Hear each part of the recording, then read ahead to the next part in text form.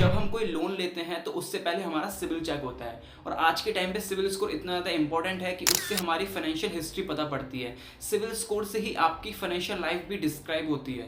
तभी तो आपने देखा होगा कि ज़्यादातर जो फाइनेंशियल प्रोडक्ट हैं वो हमारे सिविल देख के ही दिए जाते हैं, जैसे कि आपका क्रेडिट कार्ड हो गया, इंस्टेंट लोन हो गए या आपके नो कॉस्ट ईएमआई के ऑफर्स हो गए।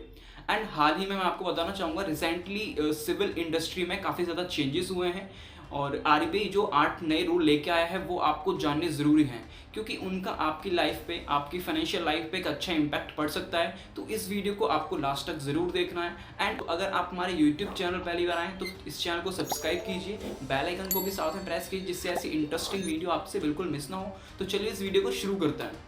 रूल नंबर 1 की हम बात करें तो credit score update in 15 days. पहले हुआ क्या करता था, जो आपका क्रेडिट स्कोर है वो 30 से 45 डेज के अंदर अपडेट होता था।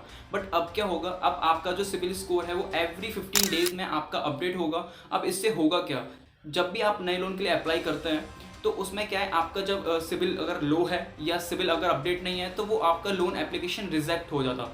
अभी क्या होगा, अब जब आपका सिविल स्कोर अपडेट हो जाएगा तो उसके बाद आप अपने लोन के लिए अप्लाई कर सकते हैं। अब इसका गुड न्यूज़ उन लोगों के लिए ज़्यादा है जो टाइमली पेमेंट्स कर रहे हैं, टाइमली अपने लोन को रीपे कर रहे हैं। उनका क्या, हर 15 दिन के अंदर उनका जो सिविल स्कोर है वो इंक्रीज़ होता हुआ उन्हें दिखाई देगा। अब सेम मैं बात करूँ जो इसका अपोजिट कर रहे हैं, यानी कि जो टाइम पे पेमेंट नहीं कर रहे हैं या अपनी ईएमआई बाउंस कर रहे हैं, तो उनका भी 15 डेज़ के अंदर ही इस पर नेगेटिव इम्पैक्ट पड़ेगा। आपका सिविल स्कोर तेज़ी से डाउन हो सकता है अगर आप ऐसा करते हैं। तो अब बताना चाहूँगा, जो ये रूल है वो 2025 फर्स्ट जैन से अप्लाई हो चुका है और इस चीज़ का इम्पैक्ट भी आप अपने सिविल में चेक कर रहे होंगे इस टाइम भी। अब रूल नंबर 2 की अगर हम बात करें तो कंसिस्टेंसी इन डेटा फॉर्मेट। अब जो बैंक्स हैं वो कस्टमर का डेटा अपने अलग अलग फॉर्मेट में रखते हैं। एग्जांपल, अगर एसबीआई में लेट पेमेंट होता है तो एसबीआई इस चीज़ को जो शो करता है वो डीपीटी 60 से शो करता है, एंड इसी चीज़ को एचडीएफसी लेट 60 में शो करता है। एंड जो माइक्रो फाइनेंस कंपनी है वो डायरेक्ट इस चीज़ को सिर्फ डिफ़ॉल्ट टैग कर देती हैं। अब इससे होता क्या है, कस्टमर को एक्चुअल प्रॉब्लम समझ में नहीं आती और वहाँ कंफ्यूज हो जाते हैं। अब इस चीज़ का इम्पैक्ट सिविल निकालने वाली कंपनीज पे भी आता है, क्योंकि उनको प्रॉपर डेटा नहीं मिल पाता। इससे कस्टमर का एक्चुअल सिविल ही अपडेट नहीं हो पाता, क्योंकि उन्हें कोई क्लियर डेटा ही नहीं मिला आगे से। बट नाउ आरबीआई ने क्या कहा है, आरबीआई ने कहा है कि चाहे वो माइक्रो फाइनेंस कंपनी हो, चाहे बैंक हो, चाहे एनबीएफसी हो, तो उस पर क्या है, सबको एक ही फॉर्मेट में कस्टमर का डेटा रखना है, जिससे कस्टमर को समझने में भी आसानी हो और जो सिविल निकालने वाली कंपनीज हैं वो भी एग्जैक्ट सिविल निकाल पाए कस्टमर्स का। रूल नंबर 3 की मैं बात करूं तो banks NBFC to become a credit agency member. यानी कि इसमें होता क्या है, किसी बैंक का रिलेशन सिविल के साथ है तो किसी बैंक का रिलेशन एक्सपीरियंस के साथ है। मान लीजिए आपने एक कोटक से लोन लिया है एंड वो आपने रिपे भी कर दिया है कोटक को, और कोटक का जो टाइप है वो सिर्फ एक्सपीरियंस के साथ है, यानी कि वो सिर्फ एक्सपीरियंस के सिविल को चेक करता है। ठीक है, अब आपने कहीं और जाके अपनी किसी अदर वेबसाइट पे जाके अपना सिविल चेक किया, अब वहाँ पे वो लोन शो हो रहा है।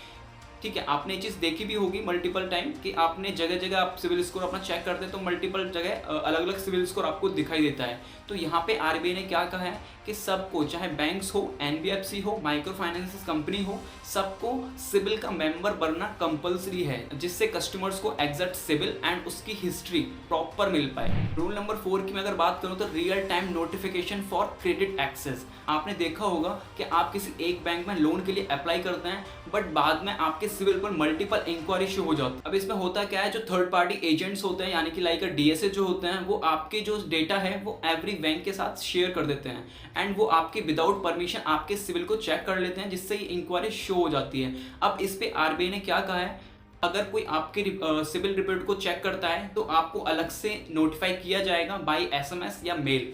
ओके, एंड जिसपे आप एक्शन भी ले पाएंगे। एंड ये जो रूल है वो 2020 एंड में अप्लाई हो चुका था। रूल नंबर 5 है फ्री क्रेडिट रिपोर्ट। कुछ लोगों को आज तक यही नहीं पता होगा कि आप अपनी सिविल रिपोर्ट साल में एक बार फ्री में डाउनलोड कर सकते हैं।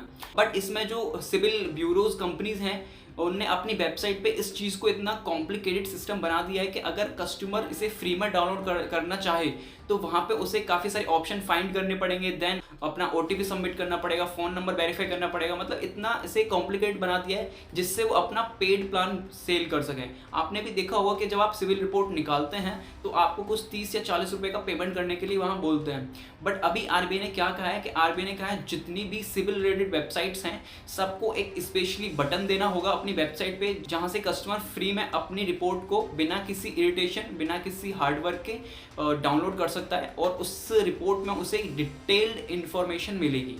एंड रूल नंबर 6 की मैं बात करूं तो वार्निंग बिफोर डिफॉल्ट। कभी कभी ऐसा होता है कि कस्टमर अपना पेमेंट करना भूल जाता है, उसे पता ही नहीं होता कि आप उसका पेमेंट बाउंस हो चुका है, एंड कुछ टाइम बाद जब वो अपना सिबिल चेक करता है तब उसे वो सिबिल 30 से 40 पॉइंट्स लो दिखता है। तब उसे रियलाइज़ होता है कि यहाँ पे मेरा EMI बाउंस हो गया या पेमेंट मैं करना भूल गया हूँ। अब यहाँ पे आपको बैंक्स भी आपको कॉल करके आपको अपडेट करते हैं, SMS के थ्रू भी अपडेट करते हैं, बट आज के टाइम में इतने स्पैम कॉल्स और मैसेजेस आते हैं कि आप अप टू डेट हो ही नहीं पाते कि कौन सा फेक है कौन सा जेन्युइन है। तो यहाँ पे आरबीआई ने क्या कहा है, आरबीआई ने कहा है आपको कस्टमर को अलग से नोटिफाई करना होगा, अलर्ट करना होगा बाय SMS या मेल, जिससे कस्टमर को पता पड़े कि उनका जो पेमेंट है वो बाउंस हो रहा है एंड इस चीज़ का इम्पैक्ट आपके सिविल पर भी पड़ेगा। एंड रूल नंबर 7 की मैं बात करूँ तो 30 डेज रिवॉल्यूशन टाइम। अब इस रूल के हिसाब से आपने देखा होगा कि आपने कभी कोई बैंक से लोन लिया है एंड वो आपने रिपेमेंट भी कर दिया है, बट फिर भी वो कहीं ना कहीं आपके सिविल पर शो हो रहा होता है, ठीक है। एंड कभी कभी आपने ये देखा होगा कि आपने कभी लोन लिया भी नहीं है, वो भी आपके सिविल पर शो हो रहा है। अब इस सिचुएशन में आप सिविल कंपनीज को कंप्लेन कर सकते हैं एंड आपकी इस प्रॉब्लम का सिविल कंपनी अगर 30 डेज के अंदर आपको सॉल्यूशन नहीं प्रोवाइड करती तो क्रेडिट एजेंसी को 100 रुपीज़ पर डे के हिसाब से आपको कंपनसेशन देना होगा। एंड कभी कभी वो ये भी बोल सकती हैं कि अगर कस्टमर का डेटा हमें बैंक से प्रोवाइड ही नहीं हुआ है, जो अपडेट डेटा है, तो इसमें बैंक्स अगर 21 डेज के अंदर कस्टमर्स का अपडेट डेटा सिविल कंपनीज को नहीं भेजेंगी तो उनको 100 रुपीज़ पर डे के हिसाब से कस्टमर को कंपनसेशन देना होगा। एंड ये जो 30 डेज़ का टाइम है ये तब से आपका काउंट होगा जब आपने कंप्लेन की है। एंड अगर बैंक ने 21वें दिन सिविल कंपनी को कस्टमर का अपडेट डेटा दिया है तो सिविल कंपनी के पास सिर्फ 9 दिन रह जाएंगे कस्टमर्स की प्रॉब्लम को सॉल्यूशन करने के लिए। अब यहाँ पे भी एक लूप है कि अगर कस्टमर्स की जो कंप्लेन है वो वैलिड नहीं है या उनका पॉइंट्स जो उन्होंने कंप्लेन में किया है वो ही वैलिड नहीं है तो वो 30 डेज का टाइम वैलिड नहीं होगा। रूल नंबर 8 की बात करूं तो लोन रिजेक्शन रीजन, ये सबसे बड़ा पॉइंट होता है कस्टमर का कि कस्टमर ने कभी किसी लोन या क्रेडिट कार्ड के लिए अप्लाई किया होता है एंड वो किसी रीजन से अगर वो रिजेक्ट होता है तो कस्टमर को कोई रीजन मिलता ही नहीं है, उनको कुछ पता ही नहीं पड़ता कि ये जो रिजेक्ट हुआ है ये किस रीजन से हुआ है, बस लिख के आ जाता है कि application rejected due to internal policy. तो अभी आरबीआई ने क्या कहा है कि ये जो एक्सक्यूज है आपका इंटरनल पॉलिसी वाला ये अब से नहीं चलेगा, आपको कस्टमर को प्रॉपर रिटर्न में वैलिड रीजन लिख के देना होगा कि किस रीजन से आपका ये लोन रिजेक्ट हुआ है, चाहे वो सिविल स्कोर की वजह से हो या कोई डॉक्यूमेंटेशन की वजह से हो, आपको प्रॉपर उसे लिखना होगा जिससे कस्टमर इन फ्यूचर उसे इम्प्रूव कर सके और अपने लोन या क्रेडिट कार्ड के लिए अप्लाई कर सके। तो आई होप आपको ये वीडियो पसंद आई होगी। आपको कौन सा रूल ज़्यादा इम्पैक्टफुल लगा? होप सो सारे रूल अच्छे हैं, बट आपको कौन सा ज़्यादा इम्पैक्टफुल लगा मुझे कमेंट करके ज़रूर बता सकते हैं आप। एंड अगर ये वीडियो आपको पसंद आई है तो इस वीडियो को लाइक कीजिए, कमेंट भी कीजिए एंड ऐसी इन्फॉर्मेटिव वीडियो देखने के लिए आपको क्या करना है, सब्सक्राइब करना है इस चैनल को। तो प्लीज़ सब्सक्राइब कीजिए इस चैनल को और इस वीडियो को शेयर भी कीजिए अपने फैमिली फ्रेंड के साथ। Thank you.